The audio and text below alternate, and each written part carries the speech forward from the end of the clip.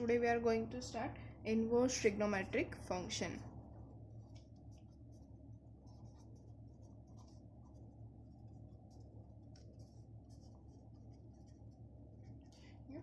For that we will study today 5 things.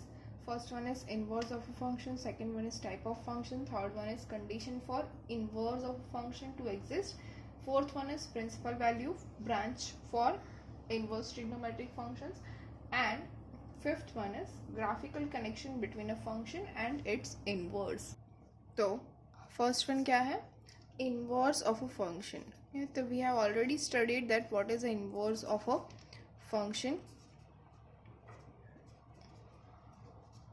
Inverse of function क्या होता है? When we have the function f which is defined from set A to set B, okay, where f of x is equals to y, okay, then if there exists set G which is defined from function G which is defined from set B to set A, such that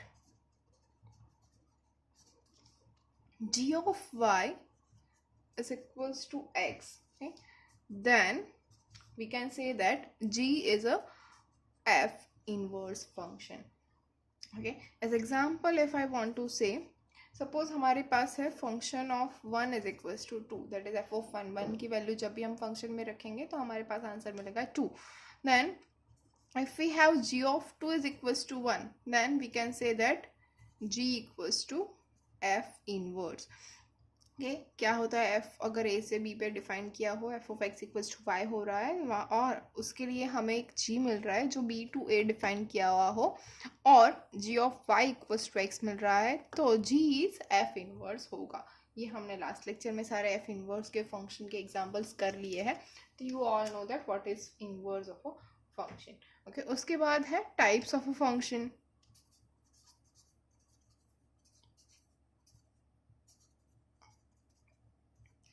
types of a function. First था हमारा inverse of function, second one है types of function. ये जो types of function है वो कितने type है ये भी हमने कर लिए है, फिर भी हम रिपीट कर रहे हैं. One function which is called injective function. Okay, second one, उसके बाद क्या था? Many one function. ओके, उसके बाद क्या था? Onto which is surjective function, और उसके बाद है इनटू फंक्शन. ओके, अगर जो फंक्शन है, ओके, वन फंक्शन किसको बोलते हैं? अगर हमारे पास सेट ए है और सेट बी है. ओके, ए के अंदर है 1 2 3 4, बी के अंदर है A B C D. Okay, ऐसा फंक्शन है हमारे पास. सपोज वन फंक्शन किसको बोलते हैं? जहाँ पे 1-to-1 कॉरेस्पॉन्डेंस हो. मतलब ए के अंदर से अगर हम सी को ज्वाइन कर रहे हैं, ए अगर सी के ऊपर जा रहा है तो 2 3 और 4 तीनों में से कोई भी सी के ऊपर नहीं जा सकता. ओके, मतलब 2 अगर जाएगा ए के ऊपर, 3 जाएगा बी के ऊपर, 4 जाएगा डी के ऊपर, तो वो फंक्शन क्या हो जाएगा? 1-1 या फिर इंजेक्टिव, मतलब 1-to-1 कॉरेस्पॉन्डेंस होगा. मैनी वन क्या है? सिंपली जो 1-1 नहीं है. ओके, लेकिन फिर भी अगर हमें बोलना है, अगर 1 सी के ऊपर जा रहा है और 2 भी सी के ऊपर जा रहा है, तो ये क्या हो जाएगा? Many one. एज एग्जाम्पल, हमारे पास एक क्लासरूम है, तो एक क्लासरूम में एक टीचर पढ़ा रहे हैं और सामने स्टूडेंट्स बैठे हैं ऑलमोस्ट 30. ओके, तो 30 स्टूडेंट्स मतलब मैनी स्टूडेंट्स हो गए. मैनी स्टूडेंट्स टू 1 टीचर, तो वो क्या हो जाएगा? Many one function. Okay, one function, many one function, दोनों आपको समझ में आ गया होगा. उसके बाद है onto function. Onto function क्या होता है कि हमारे पास ये है 1 जो है वो सी को जा रहा है, 2 जो है बी को जाएगा, ओके, 3 जो है डी को जाएगा और 4 जो है वो ए को जाएगा. मतलब यहाँ के जो बी जो है, जो हमारा को डोमेन है, वही रेंज हो गया. मतलब codomain is equals to range अगर हो रहा है, whenever we have codomain and range both are same, then the function is called onto function, or we can say it surjective function. Okay, अब into function कब होगा? whenever we have codomain is subset of range. Yes or no? No. What we want is range is subset of codomain. Okay, याद रखना ये codomain अगर range का subset हो गया तो क्या होगा, नॉट अ फंक्शन। ओके, हमने 3 किया था, क्या क्या था, codomain is equals to range, codomain is subset of range and range is subset of codomain.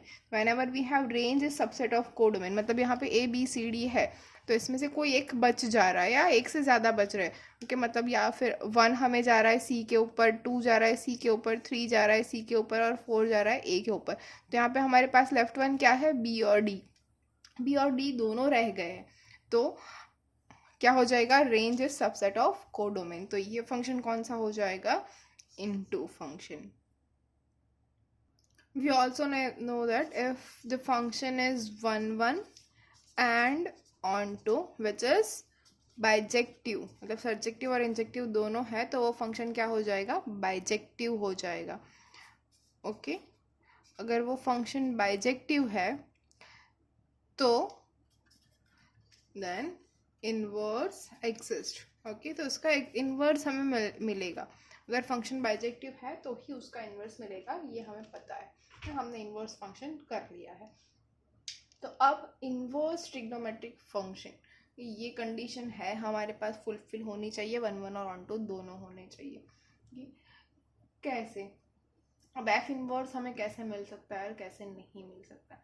Okay जैसे कि एक एग्जांपल हम ले लें, f of x is equals to sine x है कि ये हमारा फंक्शन है। हम इनवर्स ट्रिग्नोमेट्रिक फंक्शन के ऊपर जा रहे हैं तो पहले हम ट्रिग्नोमेट्रिक फंक्शन ही ले लेते हैं। तो हमारे पास है f of x equals to sine x. अगर f of x equals to sine x है तो इसका ग्राफ तो सभी को पता है, f of x equals to sine x क्या होता है,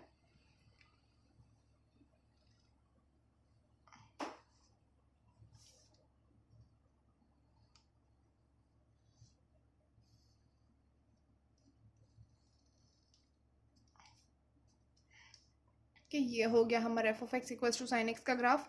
ये क्या है, 0 यहाँ पे, π/2 यहाँ पे पाई, और ऐसे चलता जाएगा। ये हमारा फंक्शन पूरा है।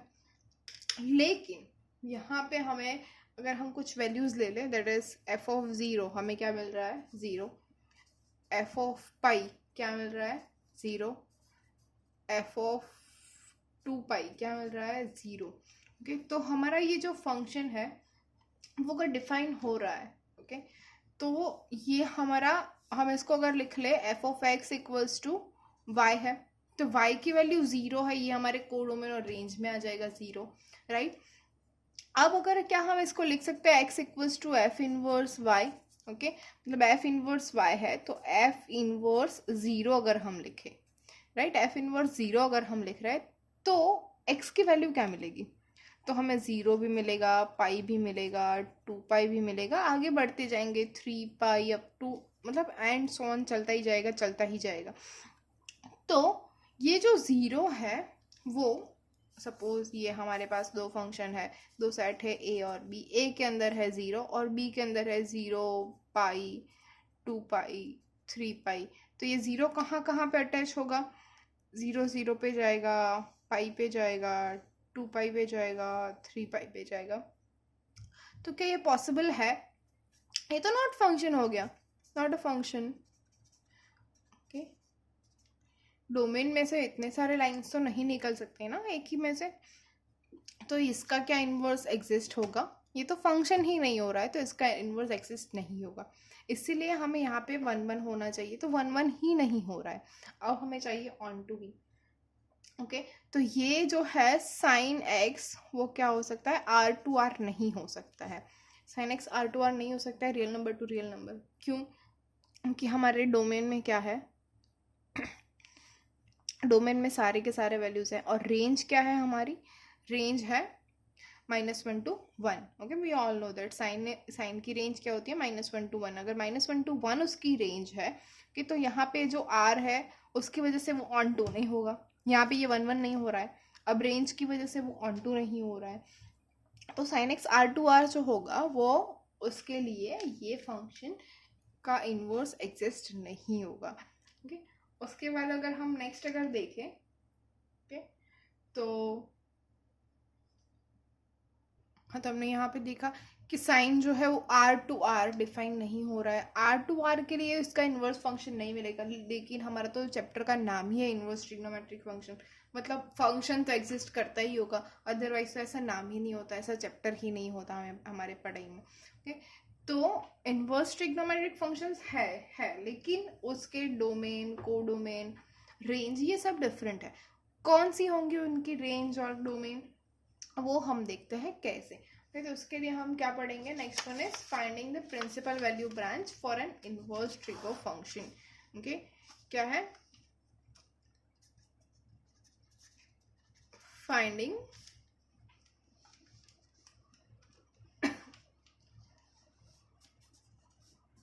The principal value branch for an inverse trigonometric function। Okay, inverse trigonometric function है, तो चलो हम अब साइन एक्स तो ले लिया था, अब ले लेते हैं function cos x. F of x हमारे पास है cos x. Okay, cos x भी अगर हमने आर टू आर लिया तो पॉसिबल है, नहीं है। ओके, सेम थिंग हो जाएगा, नहीं होगा। अब कॉस का जो ग्राफ है वो क्या होता है, we all know that sine के जैसा ही होता है ना, यस साइन के जैसा ही होता है, लेकिन यहाँ से ऐसे निकलता है।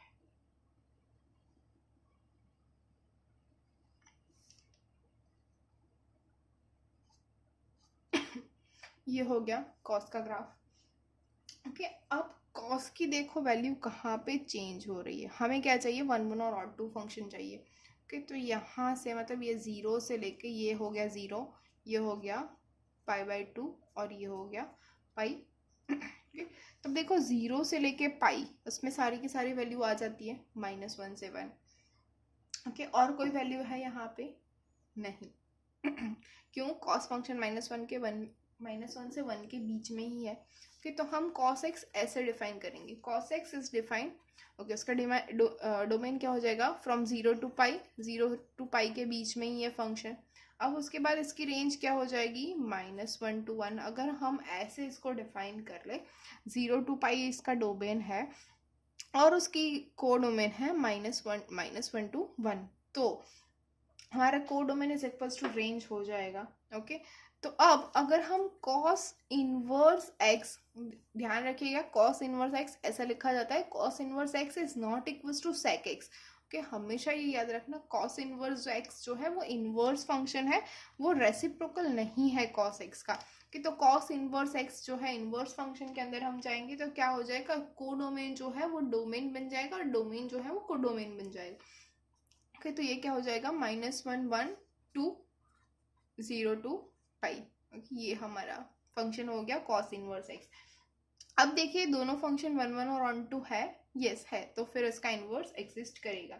एंड हमारे पास जो वैल्यू होगी ब्रांच वैल्यू, वो क्या हो जाएगी, प्रिंसिपल वैल्यू हमें ये मिलेगा। इस फंक्शन, ये जो फंक्शन है ये इनवर्स फंक्शन डिफाइंड है। ओके, ऐसे ही हम साइन इनवर्स, कॉस इनवर्स तो हमने कर लिया, sine inverse, tan inverse, cot inverse सभी के लिए कर सकते हैं। ओके, तो ये सभी हमें ऐसे नहीं दिखा रही हूँ, अभी आपको समझ में आ गया है कि कैसे होता है। तो उसके लिए हम एक टेबल बना रहे हैं कि सारे इनवर्स फंक्शंस के लिए, ये आपको याद रखना है। तो ये है हमारा प्रिंसिपल ब्रांच वैल्यू टेबल, और आप बोल सकते हो principal value branch table.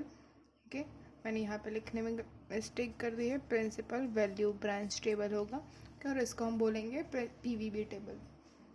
Okay, तो हमारे पास कितने inverse function, inverse trigonometric function है, sine inverse, cos inverse, tan inverse, cosec inverse, sec inverse and cot inverse. We have 6 functions. Okay, अब सभी के डोमेन मतलब जो है वो क्या हो जाएगा, आपको याद होगा, साइन, कॉस, टैन, कॉसेक, सेक और कॉट, सभी की जो रेंज थी याद है सभी को, ये सारी रेंज हो जाएगी उसकी डोमेन। ओके, तो साइन इनवर्स इसका डोमेन क्या होगा, -1 to 1 इन क्लोज ब्रैकेट, और उसकी रेंज हो जाएगी -π/2 to π/2। कॉस इनवर्स उसका डोमेन है -1 1 और उसका रेंज है 0 to पाई। tan इनवर्स उसके डोमेन है r और इसकी रेंज है -π/2 to π/2। कॉसेक इनवर्स उसका डोमेन है -∞ to -1 यूनियन 1 to इन्फिनिटी और उसकी रेंज है -π/2 π/2 -0, क्योंकि हमें पता है कॉसेक 0 वो अनडिफाइंड है, तो यहाँ पे ये रेंज जो है वो एट पॉइंट 0 नहीं होगी। उसके बाद है sec inverse -∞ to -1 union 1 to infinity और रेंज हो जाएगी 0 to pi -π/2, same as above. π/2 के ऊपर सेक की वैल्यू हो जाएगी वो अनडिफाइंड। कॉट इनवर्स की डोमेन है r और उसका रेंज है 0 to पाई। कि अब आप ये कैसे याद रखोगे? ओके, तो याद रखने के लिए इजी थोड़ी मेथड है, आप लोग याद रख सकते हो। ओके, एक तो हम फोर्थ क्वाड्रेंट से फर्स्ट क्वाड्रेंट खत्म करेंगे, ये इतना सर्कल लेंगे, और दूसरा सर्कल होगा ये फर्स्ट क्वाड्रेंट के सेकंड क्वाड्रेंट में। ये first quadrant, second quadrant, third quadrant and fourth quadrant. देख लीजिए, थर्ड क्वाड्रेंट के अंदर कोई भी फंक्शन नहीं है। ओके, अब ये जो फंक्शन है फर्स्ट टू सेकंड जा रहा है, फोर्थ क्वाड्रेंट से फर्स्ट क्वाड्रेंट में आ रहा है, which is sine inverse, cosec inverse and tan inverse. Okay, अब ये देख लीजिए, sine inverse, cosec inverse, tan inverse. Is sine inverse, cosec inverse and tan inverse, सभी की रेंज देख लीजिए -π/2 to π/2 है। -π/2 क्या है? ये लाइन, और π/2 क्या है? ये लाइन। ओके, अब है ये जो फर्स्ट से लेके थर्ड में जा रहा है, मतलब 0 से पाई में जा रहा है। 0 से पाई में क्या जा रहा है? बाकी बचे सारे के सारे cos inverse, sec inverse and cot inverse. Okay, तो आप ये इजीली अब याद रख सकते हैं। साइन, कॉसेक और tan एक साइड पे है और कॉस, सेक और कॉट जो है वो दूसरी साइड पे है, और हमारे पास सिर्फ 2 ही टाइप है। 3 है वो फर्स्ट क्वाड्रेंट में है और 3 है वो सेकंड क्वाड्रेंट के अंदर है। नेक्स्ट वन इज इन लोगों का ग्राफिकल कनेक्शन क्या है, मतलब इन जो फंक्शन है ये हमारा, उनके बीच में ग्राफिकल कनेक्शन कुछ तो होना ही चाहिए। हम तो पूरा मैथ्स जो है वो ग्राफ के ऊपर ही करते हैं। ओके, तो फर्स्ट ऑफ ऑल हम ले लेते हैं y equals to sine x. अगर साइन एक्स है हमारा y इक्वल्स टू ओके, आपको याद होगा साइन की वैल्यू कहाँ से कहाँ तक है? -π/2 to π/2। ओके, तो हम वहीं तक लेते हैं। ये है हमारा -π/2 और ये है हमारा π/2। ओके, तो यहाँ पे हमारे पास हो जाएगा 1, यहाँ पे हो जाएगा -1। ओके, तो ये हमारे यहाँ पे एक वैल्यू आ जाएगी π/2 के ऊपर 1 है। ओके, तो ये एक पॉइंट हो जाएगा π/2 1। यहाँ पे एक पॉइंट मिलेगा हमें -π/2 एंड -1। ओके, तो ये जो ग्राफ है वो हमें कैसा मिलेगा कि we all know that the graph of sine, okay, ऐसे हमें एक ग्राफ मिलेगा। ओके, π/2 -π/2 से π/2 के बीच में। अब उसका ही हम उल्टा ले लेंगे, x equals to sine inverse y। Okay, तो इसके लिए भी हम एक ग्राफ ड्रॉ कर लेंगे। ये x और y की वैल्यू उलट सुलट हो चुकी है, राइट? तो यहाँ पे आ जाएगा π/2, यहाँ पे आएगा -π/2, यहाँ पे कहीं पे आ जाएगा 1 और यहाँ पे कहीं पे आ जाएगा -1। अब इनके लिए यहाँ पे एक पॉइंट हो जाएगा, ये पॉइंट क्या होगा? 1 π/2, और यहाँ पे एक पॉइंट होगा -1 -π/2। ओके, अब इसकी इमेज क्या बनेगी? ये बनेगा ऐसे। ओके, आप लोग देख सकते हैं दोनों के बीच में क्या है, ये ऐसा ग्राफ मिलेगा। ओके, तो सेम आप कॉस के लिए, tan के लिए, कॉसेक के लिए, सेक के लिए और कॉट के लिए ऐसे ही ग्राफ ड्रॉ कर सकते हो। तो आपको सारे इनवर्स के ग्राफ भी मिल जाएंगे। आप ऐसे ही ग्राफिकल कनेक्शन भी बना सकते हो सभी के लिए कि दोनों के अंदर क्या है, जैसे साइन का हुआ है वैसे ही कॉमन एकदम कॉस का होगा। जैसे हमें पता है साइन और कॉस दोनों के फंक्शन सेम है, वैसे ही साइन इनवर्स और कॉस इनवर्स के ग्राफ भी सेम ही होंगे। हाँ, एक्सेस चेंज होगी, राइट। यहाँ पे 0 के ऊपर 0 है, कॉस में नहीं है 0 के ऊपर 0, वहाँ पे 0 के ऊपर 1 है, तो ये ग्राफ थोड़ा साइड में हो जाएगा कि उसको हम शिफ्ट करेंगे तो हमें कॉस इनवर्स मिल जाएगा। तो hopefully students you all are getting it. क्या अगर आपको कोई भी क्वेरी है, if you have any query you can comment below, I will surely answer you. Thank you.